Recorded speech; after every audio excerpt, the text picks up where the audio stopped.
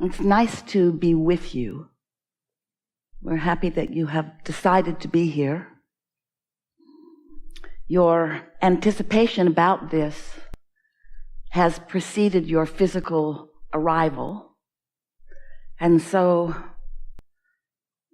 the non-physical part of you has come forward even before you dragged your physical bodies here.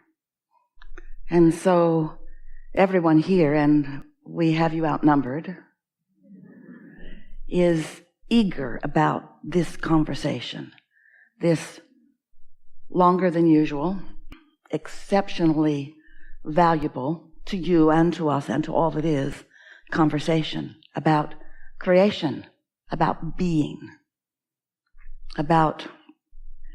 joyful, about remembering that life is supposed to feel good to you.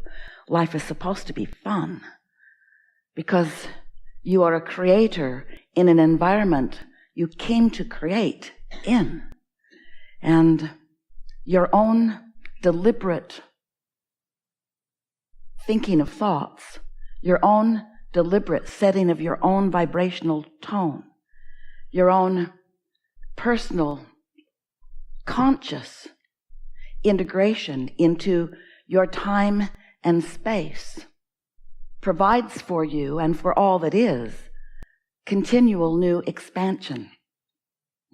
You are leading edge creators in a leading edge environment, and you can't slow or stop the leading edge, but you can personally not keep up with it. And we're not talking about a leading edge that has been assigned by someone else, or even the leading edge that the collective consciousness that is you has provided. We're talking about your own personal leading edge that your own contrasting life continues to provide. So this continual new awareness, new becoming is happening for you and about you all day, every day. And the question that we want you to address and get a handle on is, how well are you keeping up with your own leading edge? Because every bit of satisfaction comes from you moving in the direction of your own leading edge. When life causes you to expand or to become more, you got to keep up with it, or at least be moving in the direction of it. Because if you're moving in opposition to your own desire, if what you are perceiving in some moment in time is causing you to reflect on things that are in vibrational opposition to your own desire, that creates a resistance within your vibrational field that shows up in your personal experience as negative emotion. That's what negative emotion always means. It means you have become something more than you are in the moment of your negative emotion, allowing yourself to recognize or be in vibrational alignment with. And so that's mostly what we'll be talking about today, how you can keep up with you, how you can move in the direction of who you really are. Because as you've moved through life, sifting through the contrast, the glorious contrast that is the basis of all expansion in all of the universe, as you are participating in this contrast, two different things are happening. The most significant is that you are coming to new awarenesses of what you prefer, whether you're speaking it out loud or not. You just can't live in a moment in time without the experience causing you to identify what you would prefer. It's just how we are all oriented. So as you're radiating those preferences, the non-physical part of you understands the newness that you have discovered, focuses upon it unequivocally with no resistance, becomes immediately a vibrational match to the new expanded version of you, which gives you an opportunity then to feel even more keenly your relationship with your own inner being, whether you're flowing in the direction of your new expansion or not. So while life is causing you to continually expand, it is also showing you what thoughts and habits of thoughts, that's what a belief is. A belief is just a thought that you continue to think. What habits of thought that you're bringing forward with you into your new day and your new day and your new day and your new day that are hindering the newness that you are asking to be. You hold beliefs from past experiences, maybe something that happened to you, maybe something that happened to someone else that you observed, maybe something that happened to your parents or their parents that they told the story often enough that you became a vibrational participant in that story. But what we're getting at is, at the same time that life, your life, is causing you to constantly expand, it's possible, probable, happening all day, every day, that the life that you have lived is holding you back from the expansion because you just keep believing stuff. And by believing it, we mean thinking about it, we mean activating it, we mean introducing it into your right now vibrational point of attraction. Ooh, ooh, ooh. You heard that, didn't you?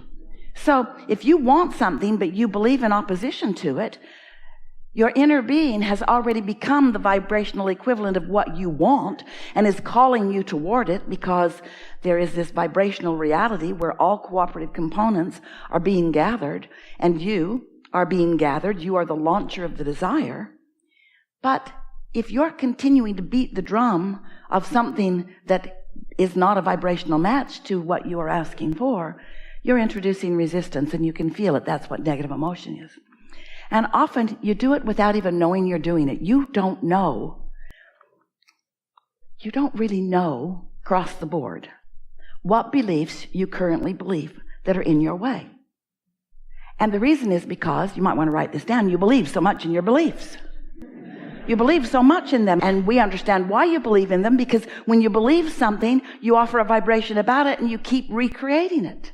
So something that happened a long time ago, you keep renewing your membership to. You keep bringing it forward. And so then the memory, which could be very slight or non-existent at this point, is really active and alive because you talked about it today and you talked about it yesterday and you talked about it the day before, even though it happened 20 years ago. And so when people encounter you, you're a fresh new person. And if you're like most humans, you're regurgitating a lot of old stuff. So things don't change very much if that's what's going on with you. Oh, different faces in different places, but same old, because you continue to offer these same belief patterns. When Jerry and Esther first met us, Esther was quite happy about her realization that she was tuned in, she was in the receiving mode of infinite intelligence. And she said to Jerry, now I will be able to know who's lying to me. And Jerry just smiled. And he said, well, that will be quite helpful, I'm sure. And then, as they discussed it with us, we said a better thing to be asking rather than, is this person lying? Esther was really excited. There was a judge program on the television at the time, long time ago, Judge Wapner. And he had these real live cases. The people were real and the cases were real, and Esther planted herself right down in front of the television to see this because she knew they were going to say that and they were going to say that, and Abraham was going to tell her which one was telling the truth.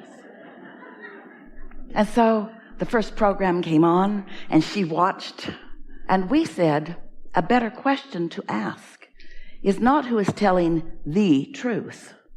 A better question to ask is who believes what they're saying. Because when you believe what you're saying, you don't split your energy. It's only when you say something in opposition to what you believe or desire that you split your energy. Esther was quite disappointed because she, like the judge, wanted to nail one or the other of them. Well, who's just the most right? Who's the most right? But after a little while, and through a lot of life experiences, Esther, and we are sure it's happening with you too, you come to realize that there is room for more than one point of view. And since you create your own reality, nobody else does, then you identifying what your point of view is a really good thing. When you identify what your point of view is, and this is where we come in, you work just a little bit to mesh your point of view with the point of view of your inner being, who has broader view and longer view, and who is always on your side, who is always wanting to help you find your path of least resistance to what you desire. Your inner being is not standing in non-physical awareness like Judge whoever it is, trying to decide your rightness or wrongness, or pin you to it, or hold you to it, or make you admit it. Your inner being is just living all day, every day with you, enjoying how your life is causing you to expand into ever increasingly new preferences. And then your inner being is holding the vibrational tone of that new preference so steadily that if you try just a little bit to get into vibrational alignment with who you really are, you'll be able to feel yourself click into place with your desire rather than oppose it with other beliefs. We have a quick story to tell you to sort of show you how simple and silly and how easy it is for you to hold yourself in opposition of something that you want. So here's an example of something that Esther has been living for about 10 years. Jerry and Esther bought a house and a house next to it in Southern California. Overlooks the ocean, very pretty place. And then they renovated both houses, one for them to live in and one for guests to come to play with them. And the guest house was renovated into a Tuscan theme. And part of it was a beautiful Satillo tile floor. And when Jerry and Esther chose the tiles, oh, they were spectacular. Just the attitude and just the look. And they were accented with little porcelain tiles, and it was such a pretty herringbone pattern that is laid, and it just took their breath away when they saw the sketch and realized what it was going to be, and then saw the tiles. Well, as it came time to lay the floor, the contractor could not find that tile, and so he bought a substitute. And the substitute was not glazed like the sample that they had seen. But he said to them, don't worry, we'll lay it and then we will seal it. And it will look the same. But it didn't look the same, didn't look anything close to the same. And Esther never liked it, and she always felt disappointment about it. And then she was worried about it not being sealed, and so they sealed it, but the seal wasn't good, and it didn't stay put, and chair legs would scrape across it. And Esther felt betrayed. Didn't get what she wanted. Didn't like it, but it was a lot of floor. Big space, even into the outside patios. Furniture is all down, rugs are all down, way disruption to take everything out and start over. And so rather than moving in the direction of what she wanted, or even rather than aligning with it, Esther stood in new desire and complained about the tile, but only when she saw it. So if you came to visit her, she would say, come on in. Floor's ugly.